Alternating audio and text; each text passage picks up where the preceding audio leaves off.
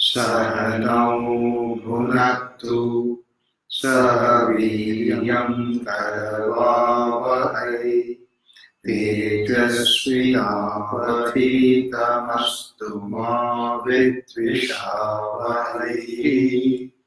Om Shanti Shanti Shanti.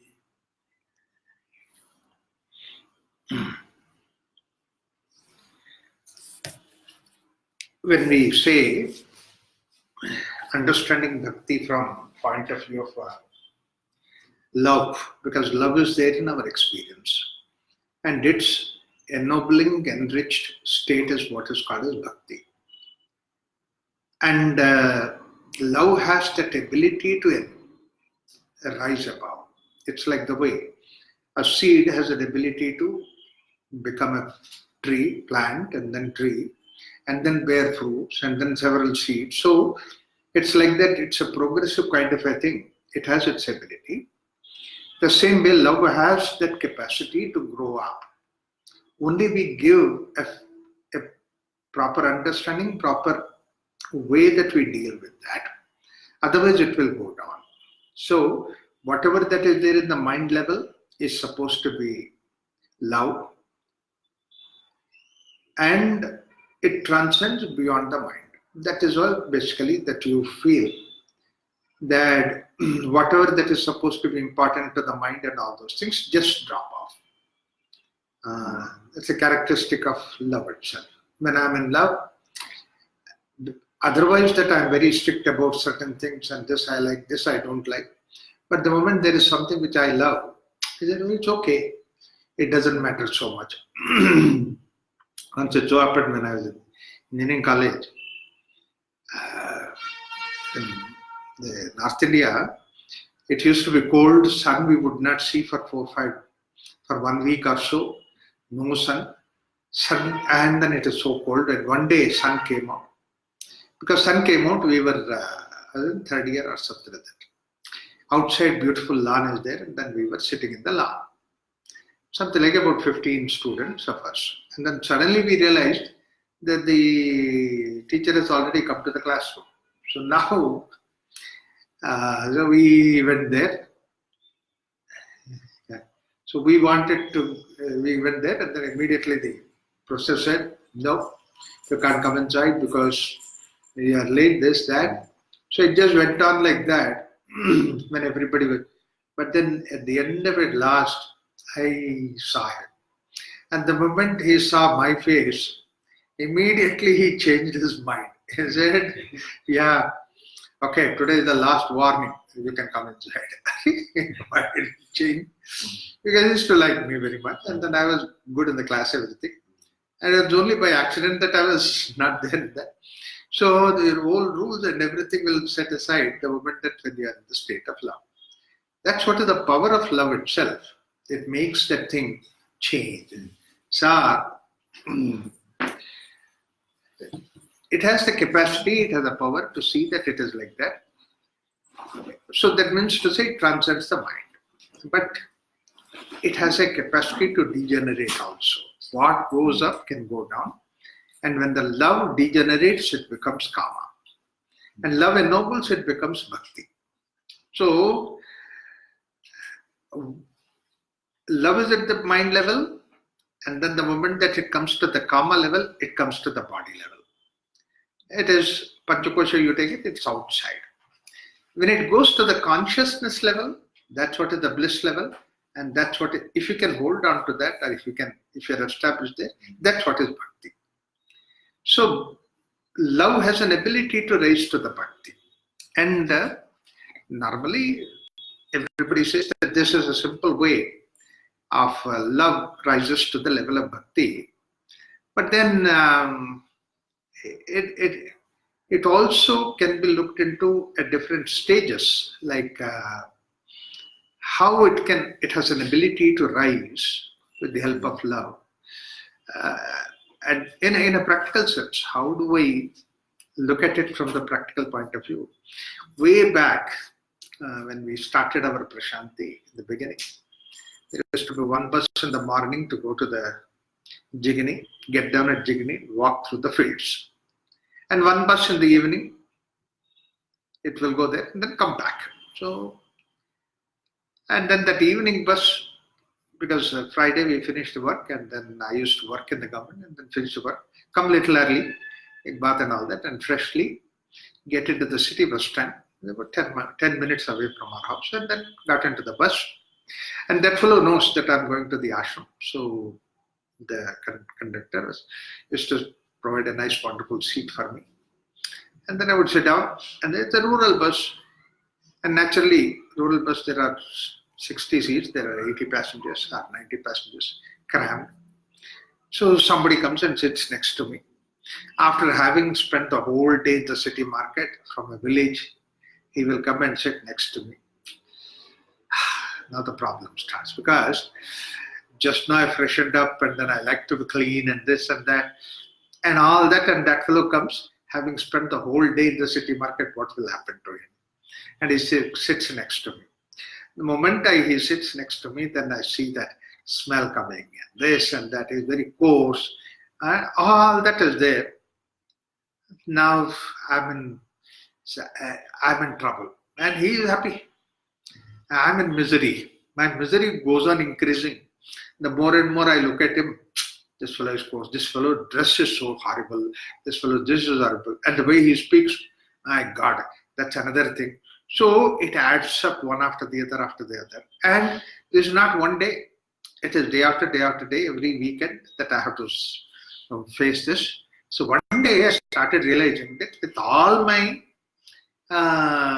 sophistication, knowledge, this, that, and all that, I feel so unhappy, whereas this fellow, absolutely no education, no nothing, is from the village, and then he's so happy.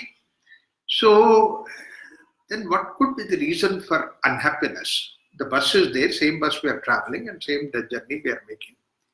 Unhappiness is because, then I found out, it is because I have a complaint. He is dirty, he is not very well dressed up and all that.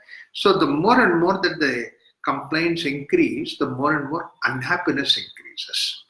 See, that's a revelation that the reason for our unhappiness is not anything in the world outside. It is within us, and if I have complaints, then I'm more unhappy. More and more complaints, more unhappy. And the more I look at him, more complaints that I generate. And more complaints I generate, more unhappy. And now that fellow was so dirty, so therefore I shrink. And I think that's what sits much more comfortably. Now he is more happy. Not only that, he will call his friend, come and sit down. I know a bit of pranayama and all that I do. It does not mean that I can hold the breath for all the journey of 1 hour, actually. But then I said, after all, he has to travel in the same journey. I travel in the same journey in the bus. So why not I just tolerate him rather than complaining? I just tolerate him. It's okay. He's fine. He's sitting on his seat and then he's doing his whatever it is. I'm just sitting myself, closing my eyes and whatever that I would like to do. So I rise above the level of complaint to tolerate. Just the first journey love can make you to do it. The moment that you love, then you can rise from the level of complaint to tolerate. And we tolerate so many things that way. Yeah, out of love that we tolerate. Husband tolerates wife, wife tolerates husband. Children tolerate parents, all that. And sometimes the child says, no, I don't want papa. It's okay, tolerate. Then Ramakrishna Paramahamsa said one time, very nice, he said, usually satsang in his house that people are sitting, and then he said, we should tolerate every religion, we should tolerate every faith, every God, belief. Like that he said, afterwards something hit him on his head, gets into samadhi, deep trance. The samadhi, when he came out, everybody is eagerly waiting for, because whenever he comes out of samadhi, he comes with a very special message. So what is that? Is it, what did I say? Tolerate? No. The Divine Mother says it is not toleration, but it is acceptance. Next level is acceptance. And then immediately after that, the group dispersed and Naren came outside. He was sitting under the tree. Others surrounded him. So, wow, what a wonderful message Thakur has given. Said, what message? And you also heard. It's not to tolerate, but toleration, but the acceptance. He said, what is the big deal? There's a big difference. I tolerate you means, anyway you are bad, but then I am so good that I tolerate you. It is praising oneself. Whereas on the other hand, I accept you means, I may have some qualities, you also have some qualities. I may have some, you may have some lacuna, I may also have something. So, but then we are equal in that sense. So I must accept you as you are. In fact, acceptance is on the same pedestal. Wow, the moment I accept him, where is the question of now complaint? I don't have any complaint. My misery is gone. The moment I accept, okay, come and sit down next to me. Now, the moment I accept him, it is like contagious. It does not stop there. Love takes one step forward. And that is, because he comes and sits next to me, I start talking to him. Because I accept him, I say, hey, how are you? Where are you coming from? Oh, I come from this village. Oh, that village. And I come from the ashram. Oh, you know that you come from that ashram. So what did you bring today? Some vegetable and all that. So weekly once or twice you come, twice I come. And then sell the whole thing in the city market. When did you come? The only possibility is come in the morning bus and sell the whole thing, going back in the evening bus. So this is what is his routine, we know that. So you sold everything? I said, yeah. So how much did you make money? These days, what do you get in the market? Hardly anything. Hey, don't tell me like that. You must have made about 700-800 rupees. I made 1,000 rupees. Huh? Then you say, not much money? Now it feels great because I only estimated 700. He says 1,000 rupees. So wow. So you are now rich. It's mine. So you are going to drink all 1,000 rupees, put it in the drink. No, I never drink. I never. Hey, don't tell me like that. Last week I was waiting for the bus and I saw you going into that Shende shop. That's only one time. Okay, do one thing. Keep 100 rupees for your drink. The rest of it you give it to your wife because she runs the family and all. Sir, 200, 100 rupees is too small. Can I have 200 rupees? It's his money. His wife. Everything is his. But look at the innocence of the village people. They're so honest, sincere. Begs from me. And not only that, I say, come on. Your friend is there. Let him also come here. Sit down. Both of you sit here. See, what otherwise used to feel difficult, now I feel enhancing, enriching. This capacity of rising from the level of complaint to tolerate to accept comes from with the help of love. There is no other chemistry within us. There is no other logic within us which will help you to do that. You do that. How many times we see that people take upon themselves to give somebody comfort that way, just like that, out of love. Now, that's not sufficient to accept, but next immediately, as I said, you start appreciating that fellow. He's so innocent, he's so honest, he's so simple. And then when he gets down from the bus, he says, I will carry the luggage all the way up to ashram. So he can, and I will have a company for my walking. So all these things are additional things that come up. Fraternity builds up. That's what is the power of love. Not only you appreciate, in fact, if you are in the state of love, but then many times that there is nothing to appreciate, even where there is nothing, appears to be nothing to appreciate, you can still find something to appreciate if you have a attitude of appreciation. That's why appreciation is not in the world outside. It is within us. And if I have that attitude, then I can see that whatever it may be, that I can appreciate the whole thing. And that's what we have, such extraordinary, wonderful examples. When Ravan was dying, and then Lakshmana says, wow, so we have now vanquished Ravan. And Rama says, it's not a time to celebrate Lakshmana. We have to mourn. He said, Lakshmana got shocked.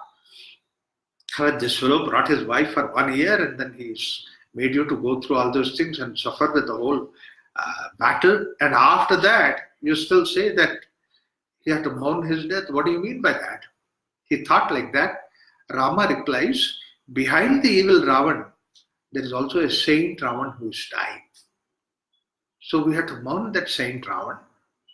See, he can still appreciate. And not only that, if you, before he dies, last breath, why don't you go to him and take his parting message, dying message? And then Lakshmana goes to Ravan, and the Ravan is about to die, and then Lakshmana bows in front of him and says that, Ravan, you are dying, so what is your parting message or death message? Ravan smiles and says that, I don't think you have got it in your mind this. Your brother must have said to you. That means you are also like any other common man, but your brother is somebody who is extraordinary. I have always appreciation for him. I see something is extraordinary. In spite of the fact that Rama killed him, he still sees the goodness in Rama so much. And he says, what is that I can give you the message what your brother Rama cannot give? He is supreme. But then because he sent you to me, so I still give you a message out of my own experience in life. And what is that? Whenever you want to do something bad, postpone it. Whenever you want to do good, don't postpone it, do it right away. This is a hard lesson that I learned in my life, because now I don't have. When I conquered Indraloka and all that, I thought everybody should go to Swargaloka, Indraloka so easily. What is this somewhere there for? I could build a bridge. I could build a ladder to go to the Indraloka. I said, anytime I can do it, because once I conquered, it's all in my hands. So I have freedom. Whenever I want, I can do it. I postponed it. And today I'm dying. I couldn't do that. And I wanted to bring Sita. Right away, I did it. They wrong, immediately I did it. At that point of time, even so Maricha suggested, Maricha warned. And not only that, Kumbhakarna said, Rama, you could have given one more day at that time before bringing. And woken me up for that day, not today. When you are bringing Sita, I could have advised differently. I did not do that one day. I did not postpone it. And look at the suffering that I have done it. So whenever you want to do good, do it right away. Later on, you might not feel like doing it. Naturally, I don't know if natural is the right word, but whenever we want to do something bad, the emotions overpower us. Yeah, it overpowers. We end up doing it. Yeah. Like this, why is that so? It happens because whenever we want to do bad, it actually is powered by our own anger, our own greed. These are the things which overpowers us. And these factors, as Krishna said in Bhagavad Gita, these are only next to sammoha. That means to say you are hypnotized into. You are not aware. The lack of awareness is the one which brings about. That is why he says that krodhat bhavati sammoha. Sammoha means hypnotized. You are hypnotized into an activity. You are drawn into an activity. So that's what is the problem. The fellow wanted, when he heard somebody in church, somebody said that, oh, it's a great work and then necessary and all those things. He said, okay, such a extraordinary work that he is doing, it deserves a donation of at least $100, he thought. And then he stood in the queue. As the queue started going closer and closer, Tolstoy writes this, and then says, so many people are there giving. 100 is too much. Everybody gives 100, it will be too much for the work there. I think 50 is good enough. By another hour or so, by the time the queue becomes closer, says, I think 10 is sufficient. 10 is sufficient. For the work that they are doing, I think 10 is sufficient. But by the time, he said that by the time I reached the place where I was about to put the money, I said, I think I deserve more than these people. Let me pick up something from here. This is what happens. The moment you postpone it, this is psychology is like that. Just do it right away. So, this way, when we go appreciation, but this is where the Rishi says that power of love is not just only go to the level of appreciation, it can go to one more level that you can see the divinity. You can see the God. Somebody who is doing something, you feel like that I'm seeing God in him, and then bow down and touch his feet. See, it's not the question of out of bhakti that you are touching the feet or you are going in front of God. But your love has risen to that level that you can see the divinity in the world outside. That's why you bow in front of it, you offer. So God is a byproduct. God is not the beginning. God is not the starting. God is the end point. And your feeling makes it God. And when can it feeling makes it God is that when you have identified yourself with the God. That's what Patanjali also said. If you identify yourself with the body, you see the world as physical body. That's what you are in your mind. What your mind is identified with, that's what you see the world outside. If you are greedy, you feel everybody is greedy. If you feel, if you are egoistic, then you look at everybody, see that fellow is also egoistic this way. Everybody you look at that way. The same way that if you are identified with the body, you see everybody is body.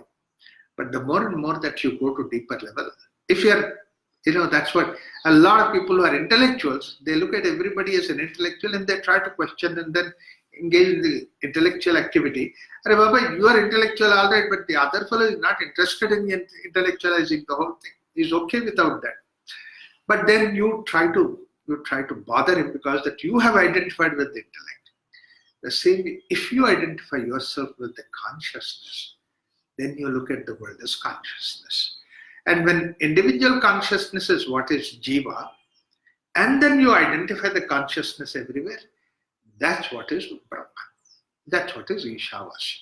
In fact, the Rishi comes to a level where it's a very beautiful expression that the first foremost of the Upanishads is the Ishavasya Upanishad. And the Ishavasya Upanishad starts with that mantra. The Rishi is not trying to convince you, the Rishi is not trying to explain to you or anything like that. He just gives an expression of his feeling. It's like the way that you go to the flower show in Lal Bagh and you see some very rare, wonderful, fresh flower. Oh my God, what a flower it is that you say. We are not trying to explain anything, or it is not based on any intellectual thing like that. This flower has so many petals and so many colors and so many shades. And therefore, wow, wonderful flower. Before even the intellect cannot even reach there. It's so far beyond the level of intellect that you reach. It's like a big leap. That's what is the experience that we have. The same kind of an experience Upanishads say when he looks at the world around and then he feels that, wow, Ishavasya Vedam Sarva Yat Kincha Jagatyam Jagat Tena Tyaktena Punjitha Magrida Kasya Swithanam. See, that very shloka is an expression of his ecstasy inside. He has that experience that is, wow, this is all nothing but divinity. There is nothing other than the divinity. Avasyam, achadaniyam. Whether it is inside or outside, it is all nothing but God. Ishaha avasyam. Idam sarvam. Yatkincha jagatya. Whatever that is there in this world and whatever that makes this world to move, happen, tena tyaktena punja. I mean, the moment that I have that feeling, then immediately I go to the world, not with the help of grabbing from the world. See, respecting the world and making the world as wonderful, peaceful place of living. That's what is the idea. We never destroy the world because that's what is the feeling that you get. This expression of Ishavasya Vedam Sarva is the ultimate in the path of love, saying that I see the divinity in that. So this is the way that love takes us. On one side, it is the kama. On the other side is the bhakti. And we are in between in the form of experience of love. There are several other experiences that are there in this world because intellectual experiences are there. And the experience of so many calculation, this and that, all that is there. But none of those things will give us this kind of a feeling within us, rising above or bringing it down. So the moment that you are in the state of love and then hold on to the right kind of love, then what happens? It is not of the nature of kamayamana. Kamayamana is got down to the level of becoming identified with the kama. Kama means desire, kama means sex, kama means physical. Basically, sex is another minor aspect of it, but everything that I see physical is kama. Everything I think physical, so that I would like to have that physical, so that I will take it. There's a danger about this particular thing. That is, in the beginning, anything physical is, when you call it, kama is something physical. But kamayamana, that means you get caught up into the kama. What happens is, in the beginning, we go to the object because that we need that object. I require that object, therefore I go to the object. It's a necessity, like food is a necessity. Similarly, shelter is a necessity, house is a necessity, travel, commute, car is a necessity. So there are necessities that are there for us. So that is the reason why we go to the object outside. That is what Krishna says in Bhagavad Gita also, saying that dhyayato vishayam pumsaha. Vishaya is there so that I go behind it, I look for it. But then slowly what happens, then whatever that is supposed to be the means for the end of satisfying me, slowly that means itself becomes everything. Means itself becomes everything. And what is the end? This means itself is the end, that I have to earn money, more money, much more money. Why you have everything, but then much more money? There's one story that is there in a Puranic way, saying that there's one fellow without anything, he just earns money and then spends whatever that he earned that day. And he eats the food, and wife is there, child is there, they're happy, they're hot. Everything will go on fine. And then the moment that in the evening that they sleep outside, look into the stars and the sky and then sing, sleep, they don't have any idea of getting up early in the morning and doing yoga and all those things. But then they are very happy. Everything is going on very fine. They're the happiest people. Suddenly that Vishnu and Lakshmi seem to be going that side. I said, wow, what kind of happy people that they are. How happy they are. They don't have anything, but then they're super happy. She feels really insulted. She's not become important. Then Vishnu says, no, don't worry about it. They have not got the 99 disease. What do you mean by 99 disease? I'll show you what is 99 disease. So, next day in their house, in front of their house, he puts a bag of coins, 99 coins. Then the moment he opened the door, there are 99 coins. Oh, there's a bag of coins. Immediately he started counting that. Counted, recounted. One always is less. See, you can't think of only 99 coins. Somebody should be putting 100 coins, but then why there are only 99? Must be 100. So he asked his wife also to come. You also counted. She also counted. And she counted it was 98. No, 98, 99. Once again, let's count. But then, okay, I think one coin is missing. So let us complete it. Until that time, they didn't have any coin. And then they were happy. Whatever they wanted, they could have it. But now that 99, now put everything to see that one more coin, that they fill it up. So he goes whole day, works so much, and then now, because he has to make that up, he's thirsty but he doesn't drink water. He's hungry but he doesn't take food, because that he has to make that one coin, make up that one. All those things, he comes back, he was so happy momentarily, because that he could make almost like half a coin, and tomorrow one more half, so that it can be one coin. Then he came home and let me now, that one coin added, so how much will it be? Let me count it. And then he looked at it. There are only 97 coins. 2 are not there. He said, what happened to it? She said, what happened? Suddenly coins were there, so I went and spent something so that I got some vegetables and this and that. Let's enjoy that. Oh, you just don't know. You are so dumb, I'm here struggling myself. I did not even drink water. I did not take food or anything. Then I want to make 100 coins and then you spend 2 more coins. Now you see, I have to work for 4 more days so that I can make this particular art. Now the fighting starts between them. The child fight starts. Say, yeah, but you could get it. I could also get it. It just went on and on and on. So 1 week later, again, Vishnu and Lakshmi come there and say, now look at that happy family. What happened to it? They got into the 99 disease trip. That's what it is. So now making it 100 coins becomes important rather than what is that coin for? Even for a small little person like that.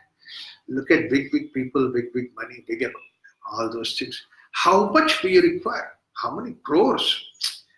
The number of zeros that are there, you can't even count. So many crores are there. And then where? You sit inside the jail and count those numbers. What else? What kind of thing it is there? We get caught up in that.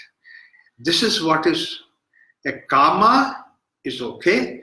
Kamaya manaha. That means to say, that's what has become like your mantra japa. That you get caught up in that. And not only in this particular aspect, in so many ever different aspects it can come. See, the moment that it goes outside, Brahman side, consciousness side, it is only one. But the moment you go to the world outside, it is variety. For somebody, it is the wealth. For somebody else, it's a property. For somebody else, it is a position.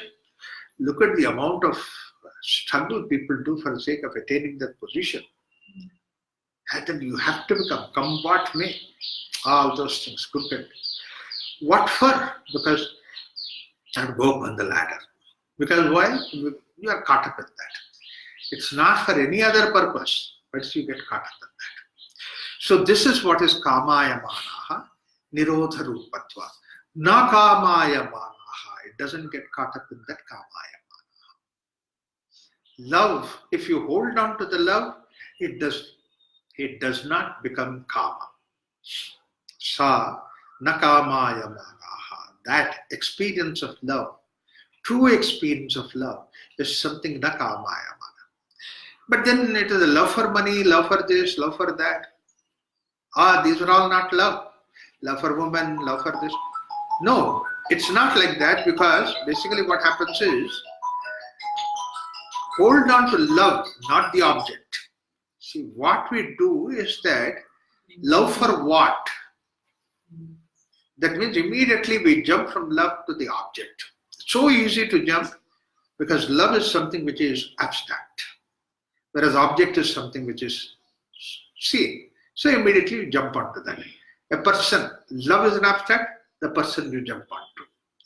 So therefore, the moment that you jump onto, then you have certain parameters about that person.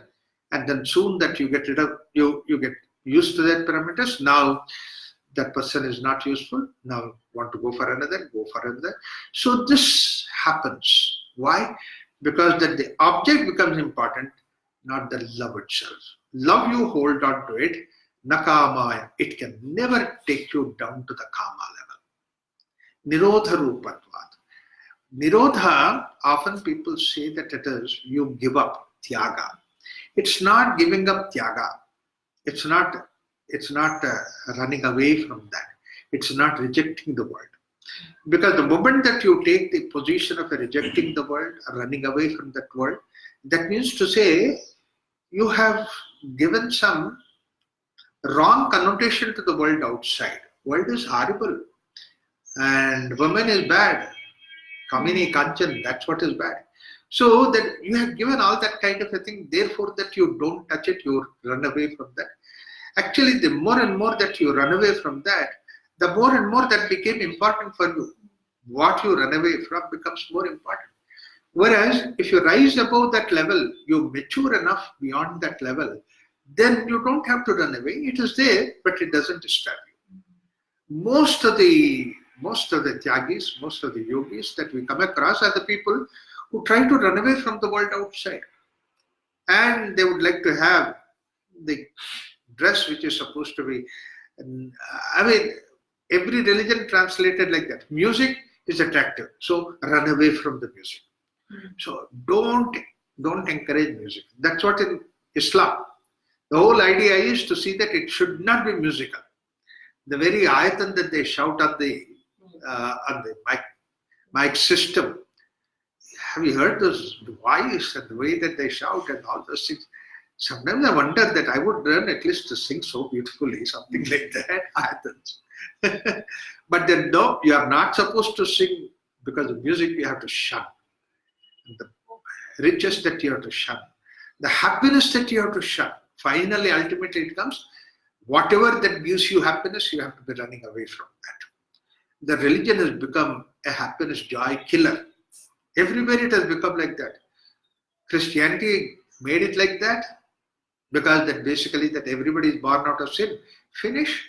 You engage anything, it is a sin. So publicly you don't, but privately they manage all kinds of things. So the same way in our culture also, see, the more and more that you suppress, you hold it, you control all those things, then what happens? See, it manifests in different ways. It manifests in the other way, saying that when you look at somebody who is having a better car, nice, wonderful house, enjoying some wonderful food, say, look at that person, he's so worldly. He is so worldly. He cannot become spiritual. He can never become spiritual. You are not spiritual. He is. Because your mind is always there. There is a story that was there. A saint is sitting there in his house, and then people come there for satsang and all that. Opposite to his house, that there is a prostitute, beautifully looking girl. And then he always looks at her and says, what a horrible lady she is. Not only she spoils others and all those things. So this is what 24 hours he is thinking about it. Whereas look at me, I do satsang, people come here to think of God, to talk of God, so she on the other hand sitting there always thinks, how unlucky I am in this life, that I have to do this for my livelihood. There is no other way. But look at that saint who is sitting there.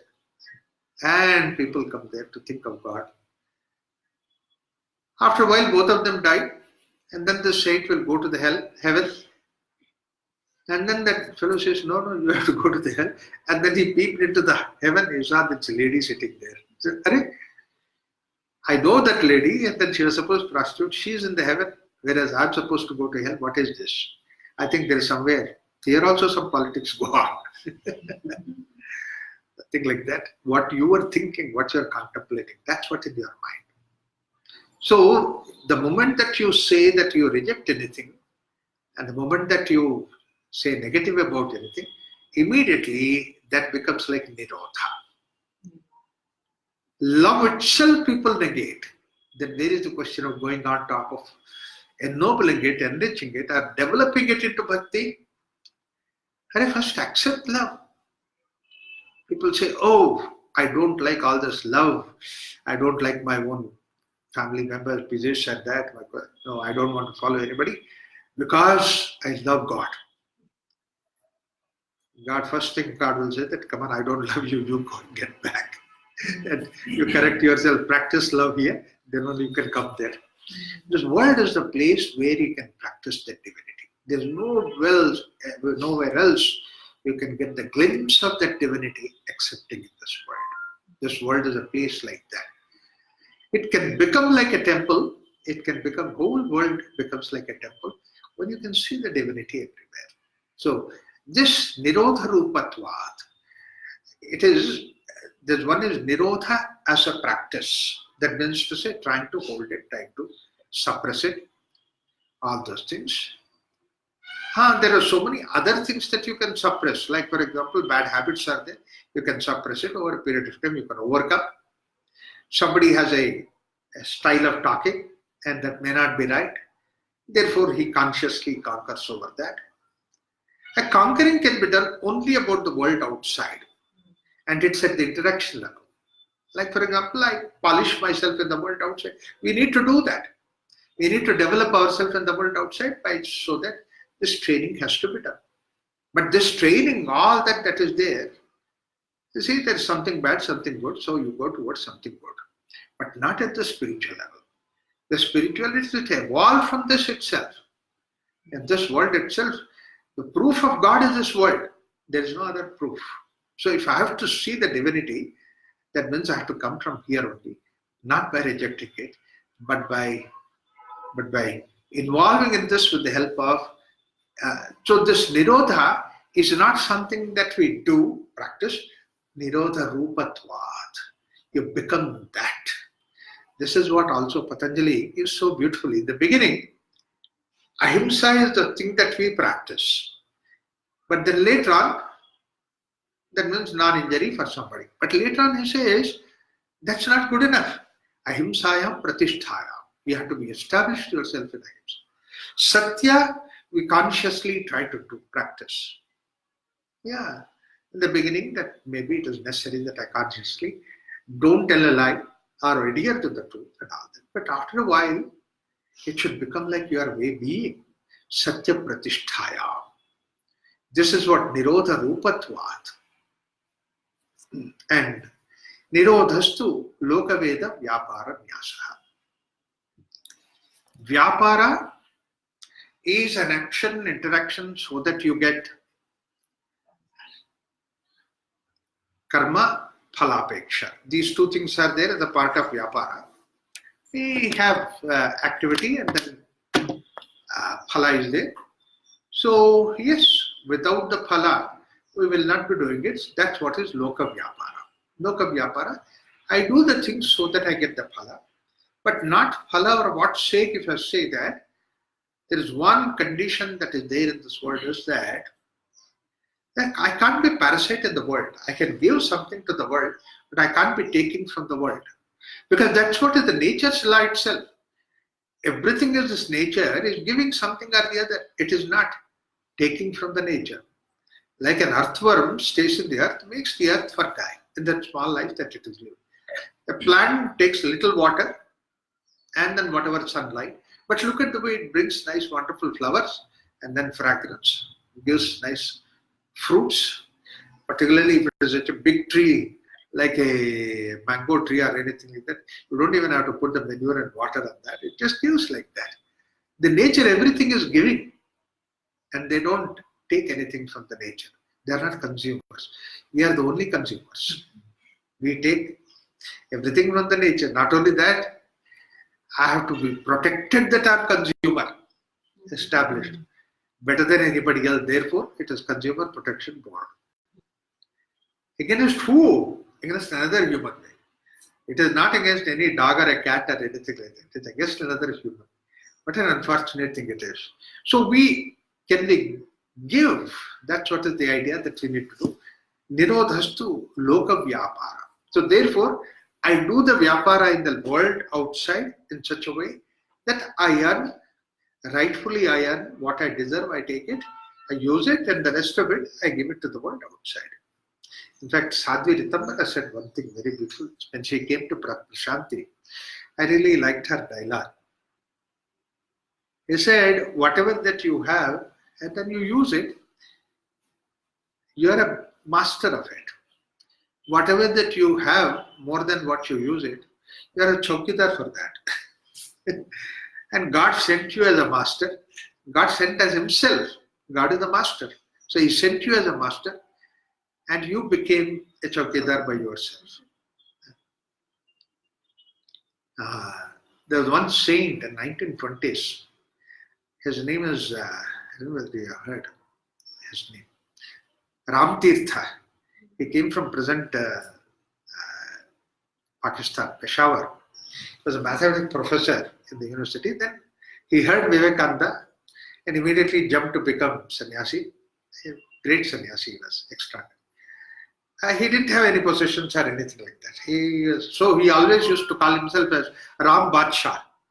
Badshah means king, emperor. So why do you call it as Ram Badshah? He says, because I don't need anything. Whatever I want, I have it. So therefore, I'm always happy. So therefore, I'm Ram Badshah. You can't make me anything less than that. So I claim myself. And then he never used to call himself me, always there on. And one day, he was wearing that Girwa cloth and walking in America. And then people started throwing stones at him. And then he started running. And they were running behind. He was happy, laughing. And somebody protected him and all that. And somebody said, people are hitting you and you are laughing. Yeah. Should I not take the joy of, people are hitting Ram. And Ram is being hit by people. And I'm enjoying it. He was only an observer there. He did not participate in it. This is pure kind of. And he was very great, respected saint during those days, 1920s. Actually, he was also one who represented the Parliament of World Religions after Vivekananda. And then he came back to India and he was scholar because of the professor and wonderful knowledge and intelligence and all that. So he thought he should convince people. So he came to Kashi. And then he collected people because he came from Parliament of World Religions. And then he said, I'm going to give talk. And Kashi is full of pandits. And the pandits came there and asked him that, so have you read, do you know Sanskrit? And a fellow is from Peshawar. How does he know Sanskrit? He says, I know only Urdu. Urdu and Persian and English and all that. And then you want to teach us in Kashi about spirituality. You have not read Bhagavad Gita original. You have not read Upanishads. And they started blasting him. I said, okay, all right. Then he came out. He said, no more. Ram Badsha is today free. He doesn't have, he's always happy like that. So, Ram Tirtha. In the Woods of God Realization. There's a book. Yeah. In the Woods of God Realization. No, that is written in the Woods of God. Right.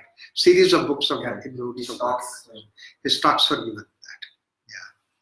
Yeah. Later, he also used to get one magazine that used to come. Yeah. Later on, it stopped coming. Just not many followers are there. Yeah, in Woods of God Realization. So the 14, 15 volumes are there. So this is what is Loka Vyapara is the idea that I take it so that I need it, I use it. And not only me, but then people who are dependent on me. I'll follow that. In fact, I don't disrespect Loka Vyapara. It is very important. In fact, our Shastriji always used to ask that question. Anybody comes, takes an interest in spirituality and want to follow him. After 3-4 times that they come, say, so you are so serious about all these things, so you are meditating. I said, yeah, normally people say, okay, it's all right, but what is your education background? And then are you earning? Are you living? Are you taking care of yourself? So he would make sure that you take care of your needs and all that. Then only you jump into anything. Otherwise, I don't like you to people give up everything and then come here. No, nothing like that. Make very sure. Loka Vyapara. Similarly, this is what is Loka Vyapara. Loka Vyapara is for the sake of living, for the sake of society. There's another thing that Loka Vyapara has. That means to say, I am in this world and then I gain some knowledge or experience and all that's from this world. So am I giving back to this world? This is something which is very important. I don't want to steal something from this world and go away. Some form or the other, I have to repay back. This is what is the runa that we have, knowledge runa that we have to give to the world outside. This is also part of the Loka Vyapara. And then Veda Vyapara. What is the Veda Vyapara? The kind of activities that people do it for the sake of Swarga, for the sake of comfort, for the sake of comfort here, comfort beyond, or for the sake of somebody's health and this and that, so many things that people ask for. These are all supposed to be, you go to the God to pray for that. Even going to the God to pray for Kalyana, that's what is the idea that you think of it. All these things are part of the Veda Vyapara. And then these things also drop off from him. He is not particular about that. So that is what is Nirodhastu Loka Veda Vyapara Nyasaha.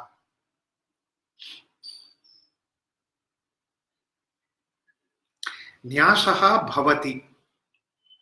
That means to say, it happens to him that he sees no meaning in that. He sees no meaning in that.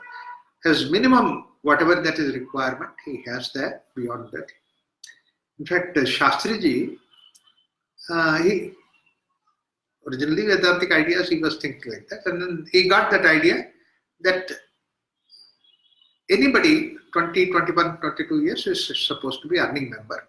He could not become parasite. Like the way he imposed on himself, he imposed on his children. Now, you have to become on your own. You can't be dependent on me. If you stay in my house, you pay the rent and pay for the food. Now, otherwise, you start earning, whatever it is. And the children followed that.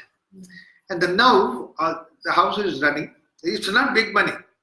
How much that you earn, how much you eat when you are in the house. In those days, 50 rupees is good enough for everything. So all that kind of a thing. But token, they have to pay. He said he doesn't require much money. So,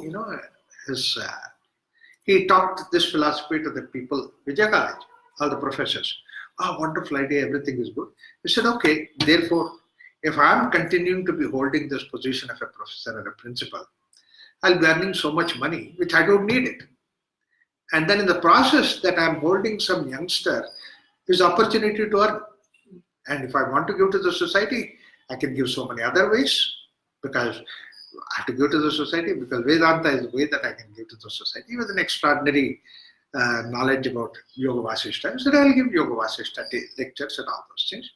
But then I don't. So he inspired 3 of his colleagues and himself. Just one day they just submitted their resignation, and then they took the retirement benefit and said that's good enough. It became a big news because people would like to earn, and here is a person who said that. In fact, recently, about 5 years ago, somebody, while discussing, I said, Satyanarayana Shastriji is my brother. Oh, that same Shastriji resigned his job for the sake of youngsters. What a wonderful gesture that he has done that. So that people remember that kind of a thing. Lokaveda Vyaparamyasaha Tasmin Ananyata Tadvirodishu Udasinatacha. In love, in the divinity, or that what we have love for, Ananyata Tadvirodishu Udasinatacha.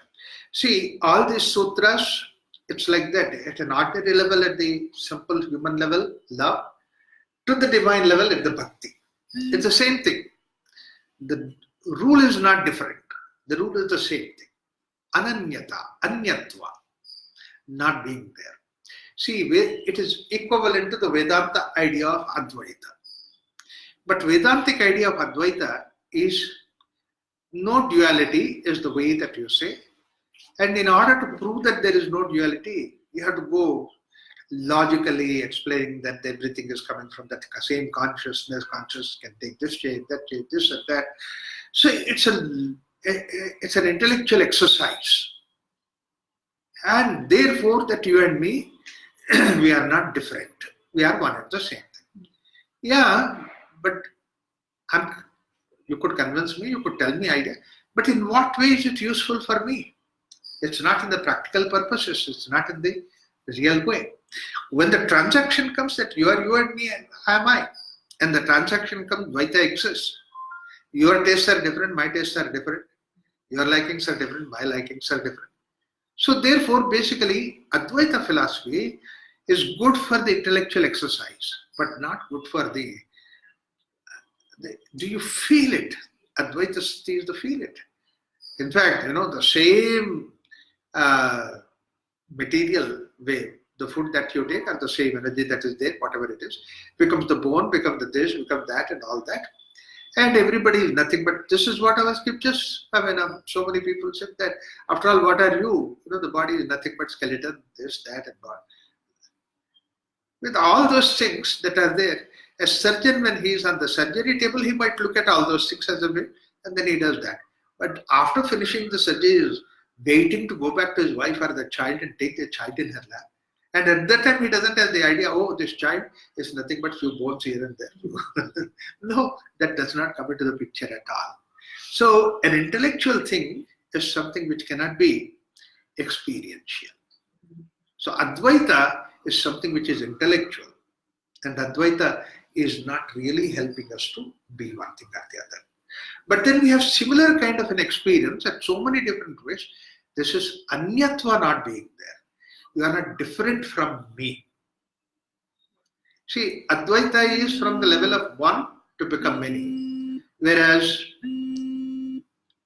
Anyatva is, they are separate but at the same time one. And another thing is that Advaita is the top-down philosophy where it is only one idea that is there. But Ananyatva is something which can exist from the lower level at so many different ways. Like for example, the same road that we are using, we are going, we become like Anyatva, not being there. Like I'm driving and then I want that you please proceed further first because you're in an emergency. I pull back and then you go ahead.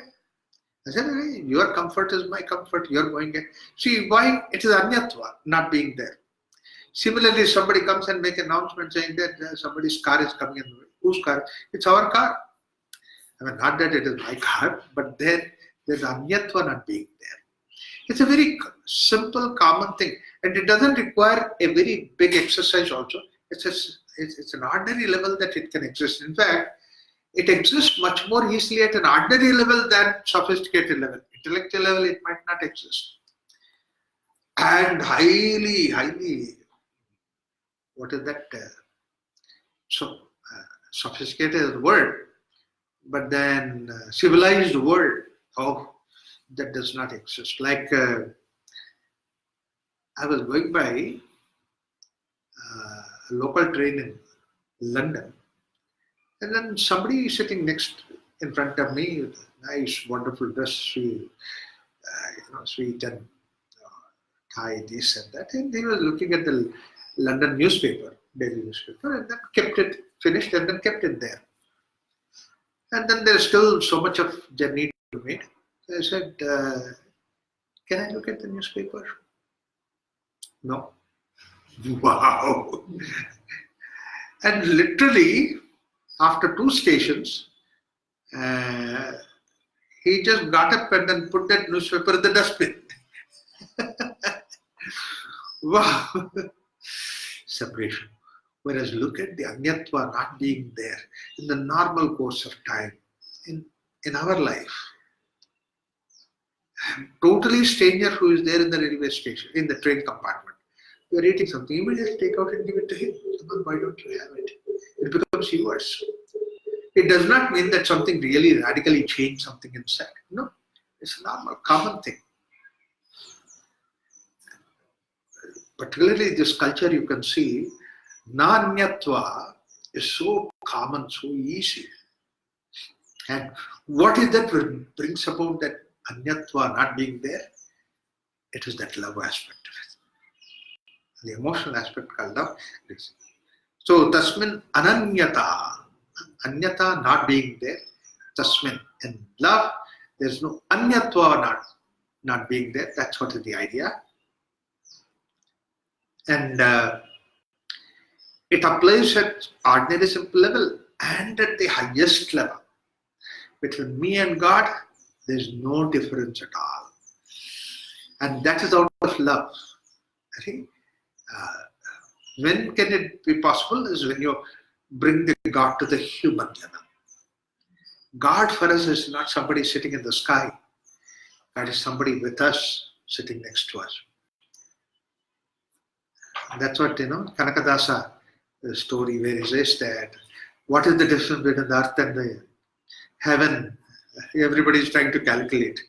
This Shastra says that shall.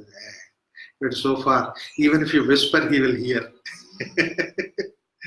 So he's there around you, it's not anywhere else. It's a wonderful poetic way of looking at it. But then we bring the God to the human level so that Anyatva is lost. We bring Ganesha to the human level. That's what is going to happen next week. When the thought of idea comes to Ganesha coming to our house, look at the way how beautiful it is that people go there to them. And then that But Ganesha is sitting there under the dust. But now you go there and take it in your plate. And then there is well, and then you have dressed up in sacred dress and then come home. Without slippers, you walk on the street. And unfortunately, the day if it has rained, even in that, mind coming all those things. Wow, why it happens? Because you want to protect him, like the way that you protect him. And then stay in your house for the next 3, 4, 5 days and then Visarjana. I've seen ladies, tears come out on the Visarjana day because as if they're sending their child somewhere Even else. children cry. Children cry. Oh, Ganesha is gone. What a feeling it is. And that's what I'm doing. It's not only in this kind of and Tasmin Ananyata is so vast, it can be there right from the God level to the simple ordinary human level. How many people talk to the pets? How many people talk to the plants? In fact, that's what people say. You talk to your plants, they live nicely. We have a cook who shouts all the time. And every 6 months, our Tulsi dies. I cannot survive. Tad virodhishu udasinatacha. Virodhishu, that means where ananyata is not there, love is not there, we think that is opposite to love is hatred. No, it is not like that. Corrupted form of love is hatred. Hate is not opposite to love, it's a correct form of love. Whereas the opposite to love, where the love is not there, anyatva not being there, udasinatacha. That means to say, let go. See, it's not like a pendulum going from love to the hatred, it is like that. It goes into let go. Just let go. You let go. It's all right. That person doesn't want it. Okay, it's all right. You don't have to develop. There are some people say, how arrogant he is, how bad he is. No, don't do all that. That means now you are barking with your love. You are using your love. Otherwise, it's not like that. Udasinata. Udasina is an extraordinary, wonderful word. Udasina is a word which is translated at the body level, relax. Udasina at the mind level is let go. Udasina at the consciousness level is that you are still there, consciousness is there one, but at the same time, consciousness has its variety, its own way. It doesn't matter. That's what is the way. At all these levels, this Udasina is something which is really very helpful. Because what happens is that you don't force yourself on somebody. Udasina is either one way or the other, you don't force yourself on somebody. If not today, some other day that he will realize. Some other day he will become all right. I tell what is right kind of a thing, what is that to be done. If he doesn't realize that, all right, maybe one day that he will realize. I have nothing against it. See, hatred is about a person, about some individual, something like that. Whereas Udasina is the state inside. It's nothing to do with the outside. It is a state that is there within us.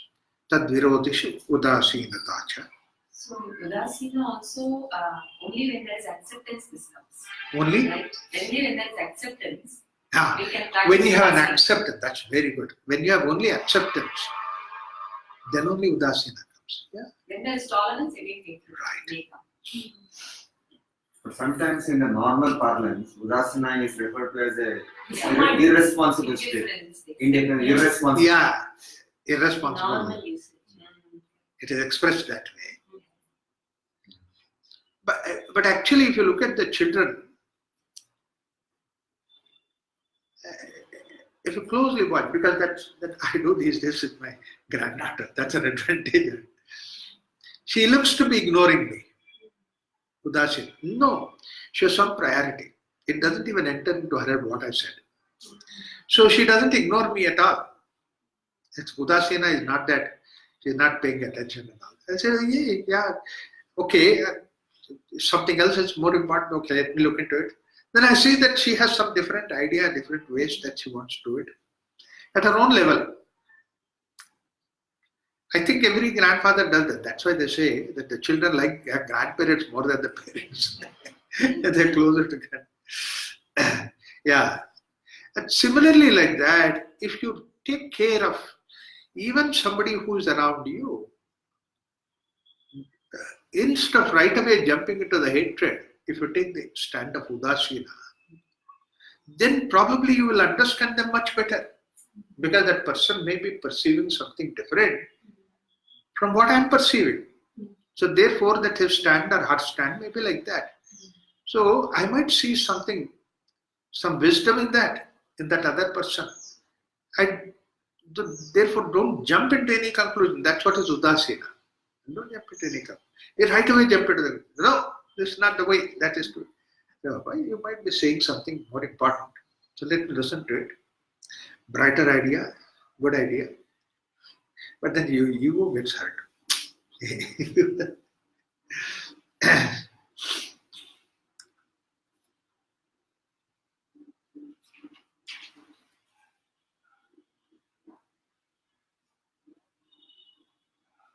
Anyashrayanam tyaga ananyata. When you have this Udasina, extension is that next sutra that comes into it. That is what is the 10th sutra. Anyashrayanam tyagaha. That means to say,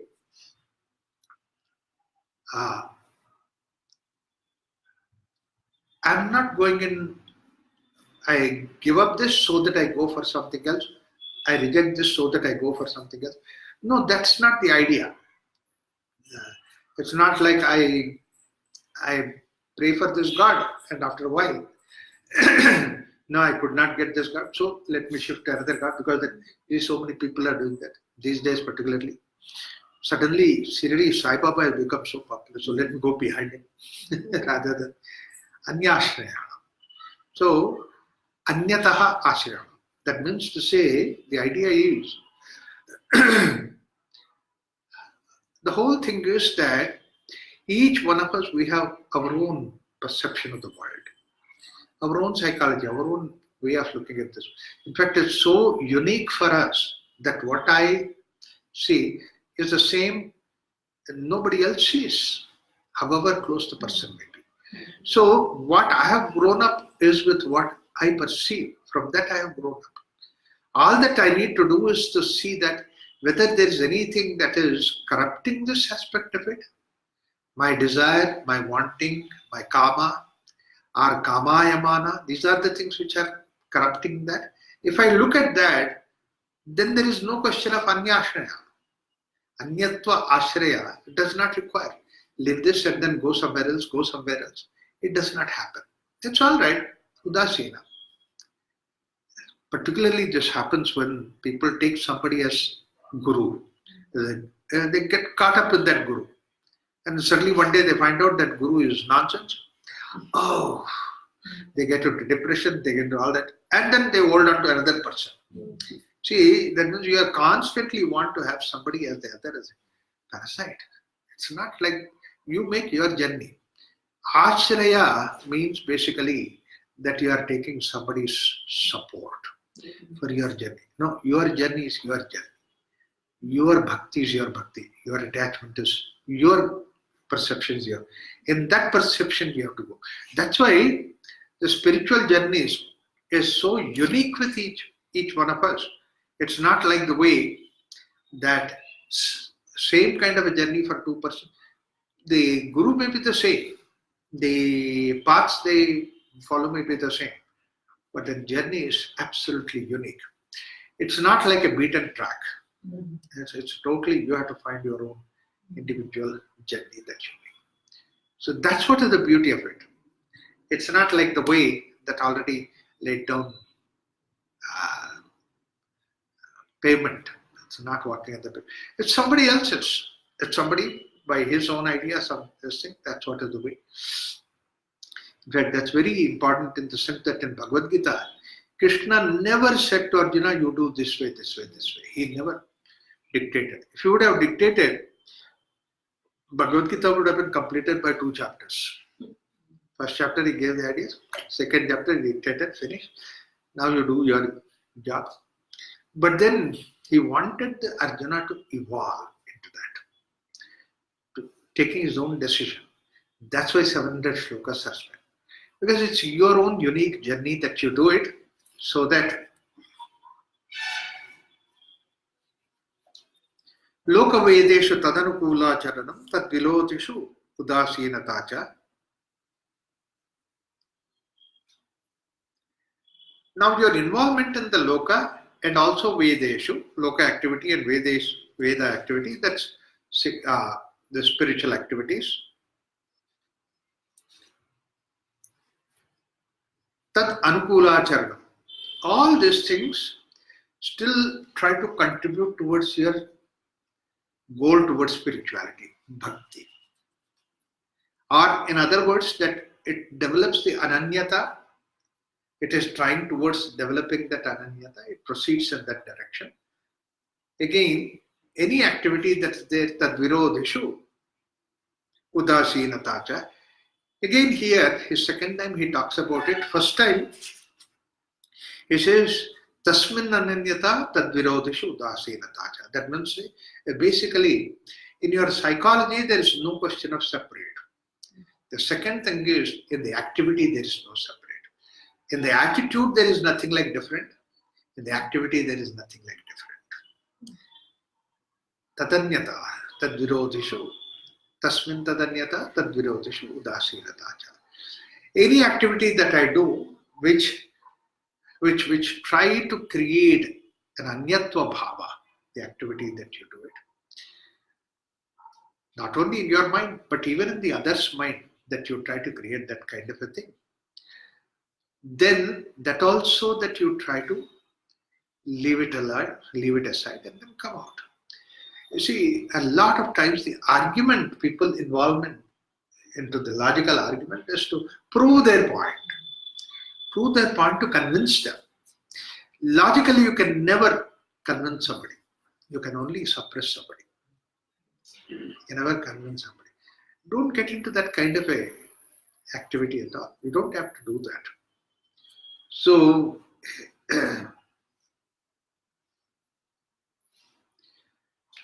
but then in the process, basically, that you try to maintain that this world has got certain rules and regulations, certain way the world has developed, that we need to respect it. That's what it says, bhavata nishchaya dadhya durtvam shastra rakshana.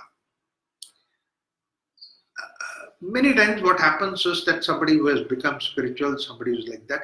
So I try to violate the rules and regulations or violate the way that the world order is there. We said that don't do it. You should not do that. In fact, the moment that we tried, the world order is provided for so many people, with all these people in view, and that's what is the way it is going on. There are certain things which are created in this world. And whichever world that you are in, and that is created like that. Like the simple thing is that in India, that was in South India particularly, you go to the temple, you leave the shoe outside and then go inside. It's a way that we have created that. I can't question it saying that, oh, in church you can go with the shoes on. I know in church you can go with the shoes on, but not in the temple. The same way you go to the Badrinath, Kedarnath, they don't want you to remove the shoes because it's so cold there. You have to walk with the shoe. I take bath, then only I can go and see God. No, don't do that. Because by the time you reach Kedar, it's usually 1 o'clock. And 1 o'clock, can't take bath. And then you rush to the Kedar to see Darshan of Kedar. One time what happened was, I went to Kedar and then my group that I led, average age was 60 years. And I was the youngest fellow, 25 years, 30 years. Can you imagine what was it? And then all these people, I took them there. First time they're going out to the Himalayas, they are stick-like, and then come on, let's go to Kedar because they were closed down. Before that, let's have this. No, we want to take bath. Where do you go to take bath? Get us some hot water. Now, Nobody provides hot water, nobody takes bath. And then you're almost like, Raigas, you can't. All that I did was that, okay, don't do any this thing. I got some razais, put the razais, make them, all of you sit under that because that at least you can give you your own heat, you can generate and do something. And have some chai, that's the only thing that's available. But then they said, after that, 10 years later also they said, Raghu took us to Kedarnath and he did not give us a darshan, taking bath and all that. He did not help. It can be anything. There are certain things which are there in the society. For the society's convenience, it has been made. Like otherwise, we are not bound by anything. Ananyata. But then look at the way that we try to provide. We try to take the respect of the society. That's what it says, Shastra Rakshana. Person who is spiritually evolved, if he is not doing the protection of this particular Shastra which has evolved, because the Shastras evolved for various types of people, various levels, for them it is evolved. So therefore, these Shastras are useful in the society. Not everybody is like the way that you realize or something like that. Therefore, when you are in the group, you have to follow the Shastra Rakshana. If I am in Prashanti, there are certain rules and regulations. I follow the rules and regulations of Prashanti. Not that I need them, not that I am bound by that. In fact, the moment if I start thinking that I follow those rules, that they will bind me, that means I have not my maturity enough.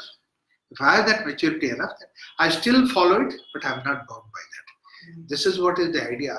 Rama, he was so totally free himself, but at the same time, he was somebody who respected the whole society, Shastra that is there. In Krishna also in Bhagavad Gita says like that. He says that what is in the Sita Pragnakshana? Somebody who is realized. What is he like?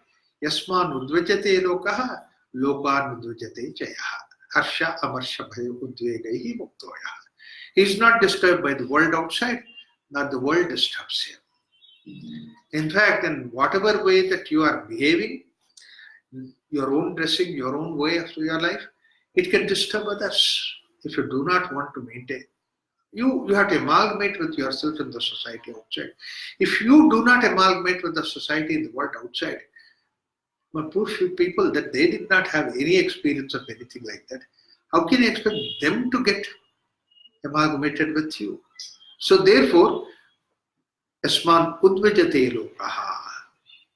That means the world does not create any disturbance on me. Lokan udvajate jayaha. My being present in the loka does not. I'm always very conscious about that, because just because we are spiritual, wearing all kinds of very special dress and all that, and going into the world outside, everybody is, who is a strange fellow? Or how can you live with them? You see, they go to the winter with only one shawl on top of it or light. This thing, crazy. What is the message that you are giving? By that, what happens? Unless until you do all those things, people cannot become spiritual. That's a message that you are giving. You are not encouraging people to become spiritual, you are discouraging. I take only this, I do not take this. There's only this, I touch this, I don't touch it. I don't touch money. Oh, a lot of people hold on to that because that they are spiritual. But then they have to buy the ticket, they have to do all those things, so they will keep another chela with them. So that fellow will do all kinds of things. Now it's an added burden. So, Bhavata Nishchaya Adhya Durtvam, make sure that everything is in the Shastra Rakshana. His being there is protecting the Shastras. In fact, Manudharma Shastra says that, which normally people quote, Dharmo Rakshati Rakshitaha. Actually, that's only a quarter sentence of the whole thing that is there. When you look at the whole mantra, it makes a very good sense. Dharma eva hato hantihi dharmo rakshati rakshitaha. Tasmat dharmo nahantavyaha nako dharmo hato vadit. dharma eva hato hantihi, dharmo rakshati rakshitaha. The idea is, if dharma takes care of dharma, dharma gets protected. Dharma alone can destroy the dharma. Dharma eva hato hantihi. How can dharma destroy the dharma? It is like this, that dharma has certain particular ways of doing things. But then if people are so rigid about those things, and somebody who slips out of it, then they punish that fellow. But then he slips out of his own spiritual growth or development that he does. Like for example, Jesus Christ was punished by the Orthodox Jewish people. They only punished him, they only put him. So they thought that they are protecting dharma. But then Jesus was born to evolve that dharma into an next position. He is capable of evolving it. If only they would have listened to him, that then Christianity, the Jewish itself, would have raised to a next higher line. That's what in Indian philosophy happened. Every time anybody comes, we have assimilated it. And then whatever the idea that they gave, we have grown. That's why we have Bhagavad Gita came, Krishna's time. Afterward, there were several saints came and gave forward, and then we have taken forward. But only one where we have done, still I feel that they have done the mistake is, we were so much caught up in the ritual. And then Buddha didn't want that to happen. Want more the inward journey to take place. Wanted the things to be clean and neat. But look at the way that you go to the temple, you go, there itself you break the coconut, there itself all the sticks are there, and people eat prasada and then drop there. Have you been to Puri, Jagannath? Wow, the dirtiest place. In fact, they give you the prasada in both the hands, and then everything will be dropping there. And you eat like the way that monkeys eat, and then it's horrible. And then I can't put my foot anywhere. I said, okay, let me put carried a towel on. So I want to put the towel in. So sit on that towel. So you eat at least peacefully. Immediately the priest came and get up. He said, why? No, get up. And he came, there they come with the danda. I said, no, I'm not going to get up. Then he went and big priest. And now they're all pelwats. They came to get up, otherwise we'll. I said, why? I don't even understand. Then he said something which later on somebody translated me saying that putting the towel is like asana. And in Puri Jagannath, only the Lord Jagannath will have an asana, nobody else will have an asana. And I am putting my towel. So no, you are putting an asana. You are insulting Jagannath. So this is what dharma, protecting dharma. So dharma kills dharma. Dharma eva hato hanti. That's why your dharma should be to protect dharma. Dharmo rakshati rakshitaha. Tasmad dharmo nahantavyaha. Dharma has to evolve. It's like the way if it doesn't evolve, like the way that the seed is there, it does not become a plant. It does not become a tree. This process is something that has to happen. Tasmad dharmo nahantavyaha. Nako dharmo hato madit. Allow that dharma to flow itself, because there is nothing which is more dynamic, more living than the dharma itself. If we don't accept that, then we try to destroy the whole thing. Jesus Christ was punished. The same thing, Socrates tried to improve the logic, and then look at the way that he has been punished. So, and same way Buddha wanted to keep the things clean, was thrown out. Now, look at, that is the reason why you go to the Buddhist temples, clean and neat, and they have only idol. And then all of you, whatever that you want to put the incense and all that, you put it at one side, outside, just goes like that. They made that array. Clean, nothing.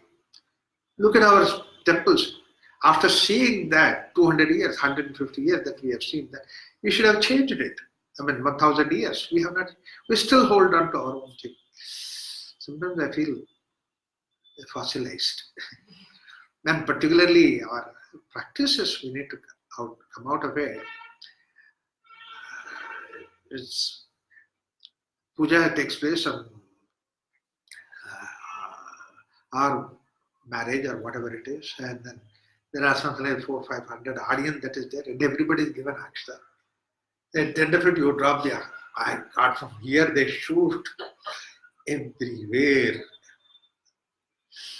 Can't we make it something which is more decent?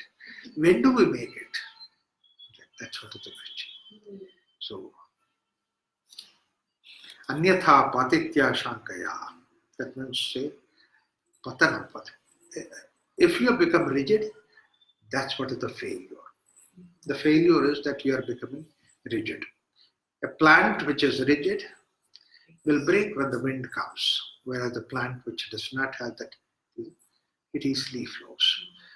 So what is the growth of spirituality? Is that which gives you more of flexibility, adaptability, rather than the rigidity. It's on one side that you are growing, you are very keen on your development, but on the other side, that you're also flexible to accommodate the world outside. If you change, and if you can become flexible, then you carry the society with you. You become the guiding factor for this. Stop it here. Om Shanti Shanti Shanti.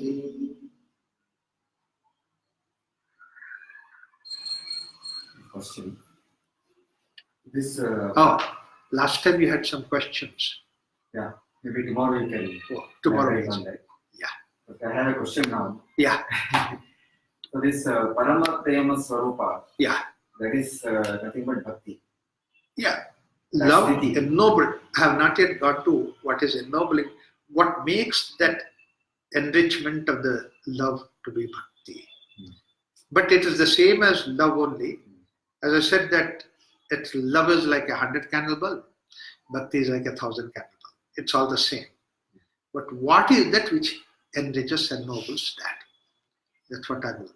So being in this bhakti state, is it the same as the ananda state or the bliss state? Yeah, right. Same. That's why we have that glimpse of Ananda the moment that we are in the state of love. Every situation of love gives us that Ananda. And it gives such a supreme kind of, you don't want anything else. Like, see, there's one girl in Adana, in Turkey. She must be on the line actually. And then whenever I go to Istanbul, she comes all the way, spends about 5-6 days. She just loves me. She's married and so every time she is coming, so let me go to Adana one time. So I said, okay, I'm coming this year, Adana. I spend about 5-6 days with you. The moment that my letter went there, my message went there, till the day I went there, she said, honestly, I didn't sleep. Because I was in that state of ecstasy all the time that was there. So you feel that Ananda, bliss. It's like overflowing of Ananda that happens. That's what is bliss. But when the corruption is there, it's moha. You just start getting attached. Right. What makes that corrupt? What makes you to fall down? And what is that which prevents you from doing that? Is what is ennobling. And it's nothing but ego. Only thing which corrupts us is ego. In fact, ego is not emphasized in the other practices of yoga, but in Bhakti Yoga, right from the beginning, that's what is the thing that we emphasize on that. Somehow the others did not feel that it is so important, whether it is Jnana Yoga or the Raj Yoga, come on, you do this, 1, 2, 3, 4, and all that. But then finally they said you have to surrender your ego.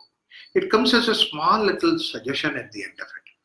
Like for example, Patanjali also, Ashtanga Yoga, Swarupa Shunyam Iva Samadhi. Swarupa Shunyam, if you understand that, it's supposed to give up your ego. But then that does not happen. Of course, in Raja Yoga, I emphasize, but not so much it is emphasized about kartrutva, take it away. That is, they still continue with that, I have to do it. That's the reason why it's so difficult to get rid of the ego. Whereas in bhakti, right from the beginning, that is the idea. That's what you see when the moment bhakti sadhanani, gayanti acharya, there you come into that idea. This is what is supposed to be done. So in pure bhakti state, the mind does not exist. Yeah, there is nothing, no question of mind. So only your pure love, that's all, nothing else.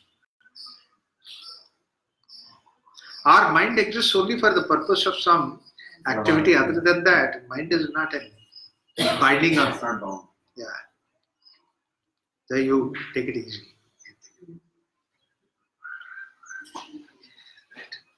Okay.